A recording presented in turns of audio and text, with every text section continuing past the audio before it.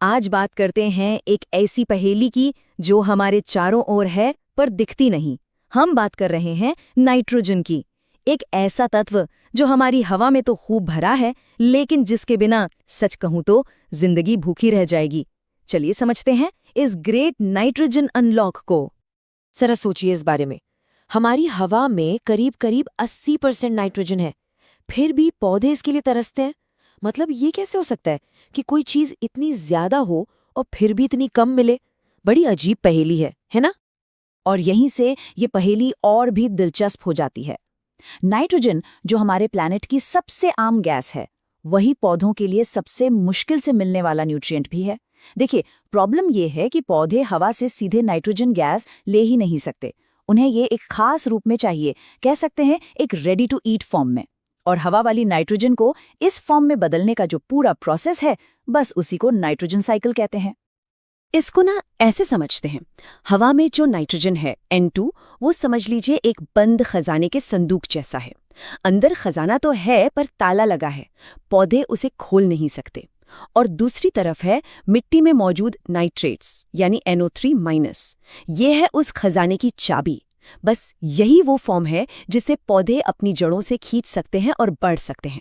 तो असली सवाल ये है कि इस खजाने का ताला खोला कैसे जाए। तो इसी ताले को खोलने के प्रोसेस को कहते हैं नाइट्रोजन फिक्सेशन, या हिंदी में कहें तो नाइट्रोजन स्थिरीकरण। और यकीन मानिए, ये पूरे नाइट्रोजन साइकिल का सबसे जरूरी पहला कदम है। यही वो प्रोसेस है जो हवा की बेकार नाइट्रोजन को मिट्टी में काम के नाइट्रेट्स में बदल देता है, जिसे हम पौधों का खाना भी कह सकते हैं। तो अगर बिल्कुल आसान भाषा में कहें तो नाइट्रोजन फिक्सेशन कुदरत का वो जादुई तरीका है जिससे वो हवा की किसी काम की नहीं नाइट्रोजन को पौधों के लिए एक स्वादिष्ट खाना यानी नाइट्रेट्स में बदल देती है। सच में ये एक कमाल का केमिकल जादू है। अब देखिए, मजे की बात क्या है, कुदरत ने इस नाइट्रोजन पहेली को सुलझाने के लिए कोई एक नहीं बल्कि तीन मेन तरीके निकाले हैं। ये वो तरीके हैं जो नाइट्रोजन के मजबूत बॉन्ड को तोड़कर उसे जिंदगी के लिए अवेलेबल कराते हैं। तो कौन से हैं ये 3 तरीके? पहला, कुदरत का सबसे ड्रामेटिक शो, बिजली की चमक। दूसरा है छोटे छोटे जीवों की खामोश मेहनत। और तीसरा, एक बहुत ही खूबसूरत पार्टनरशिप। चलिए एक एक करके इन सबको देखते हैं।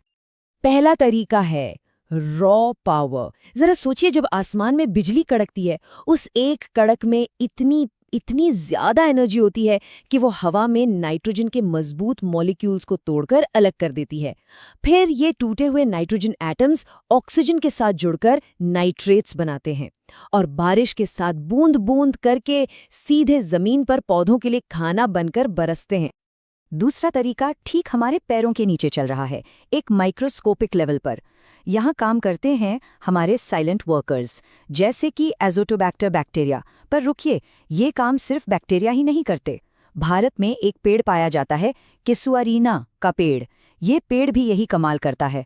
मतलब ये सिर्फ लकड़ी नहीं दे रहा, बल्कि चुपचाप हवा से नाइट्रोजन लेकर मिट्टी को और उपजाऊ बना रहा है। किसानों के लिए तो ये कुदरत का एक तोहफा ही है। और अब आता है तीसरा तरीका, और ये शायद सबसे खूबसूरत है। ये एक पार्टनरशिप की कहानी है, एक लेन देन का रिश्ता जिसमें दोनों का फायदा है। इस पार्टनरशिप को साइंस की भाषा में कहते हैं सिम्बायोसिस या सहजीवन। ये कुदरत का एक हाथ दे एक हाथ ले वाला सीधा साधा सौदा है। 2 अलग अलग जीव एक साथ रहते हैं और दोनों को एक दूसरे से फायदा होता है। इससे बढ़िया टीम वर्क और क्या होगा। और इसका सबसे क्लासिक एग्जाम्पल है दाल वाले पौधे और राइजोबियम बैक्टीरिया के बीच की दोस्ती। जरा इस डील को समझिए। पौधा कहता है, तुम मेरी जड़ों में रहो, मैं तुम्हें रहने के लिए घर और खाने के लिए एनर्जी दूंगा। बदले में बैक्टीरिया कहता है, ठीक है, मैं हवा से नाइट्रोजन खींचकर तुम्हारे लिए लगातार खाना बनाऊंगा और मिट्टी को भी अमीर बनाऊंगा। है ना एकदम परफेक्ट डील। और मजे की बात यह है कि इस पार्टनरशिप का सबूत हम अपनी आंखों से देख सकते हैं। कभी किसी दाल के पौधे को जड़ से उखाड़ कर देखिएगा, आपको उसकी जड़ों पर छोटी छोटी गांठें दिखेंगी। बस इन्हीं गांठों के अंदर वो राइजोबियम बैक्टीरिया का घर होता है, जहां वो अपना जादू चलाते हैं। तो ठीक है, हमने ये तो समझ लिया कि ये सब होता कैसे है, पर सवाल ये है कि ये इतना जरूरी क्यों है। वो इसलिए क्योंकि नाइट्रोजन फिक्सेशन का ये बस एक छोटा सा कदम असल में हमारे पूरे फूड वेब की, पूरी खाद्य श्रृंखला की नींव है। इसका असर सोचिए कितना बड़ा है। इसी प्रोसेस से पौधों को वो न्यूट्रिएंट्स मिलते हैं जिनसे वो जिंदा रहते हैं। फिर पौधे बनते हैं शाकाहारी जानवरों का खाना, और फिर उन शाकाहारी जानवरों को खाते हैं मांसाहारी जानवर। ये सब एक दूसरे से जुड़ा है, और इस पूरी चेन की पहली कड़ी, इसकी शुरुआत बस उसी एक प्रोसेस से होती है, हवा की नाइट्रोजन का जमीन में आना। इसके बिना तो जिंदगी का पूरा पहिया ही थम जाएगा। और ये बात हमें एक बहुत बड़े सवाल पर लाकर खड़ा कर देती है। क्या होगा अगर ये पहला और सबसे ज़रूरी कदम कभी फेल हो जाए? अगर नाइट्रोजन को अनलॉक करने का ये तरीका काम करना बंद कर दे?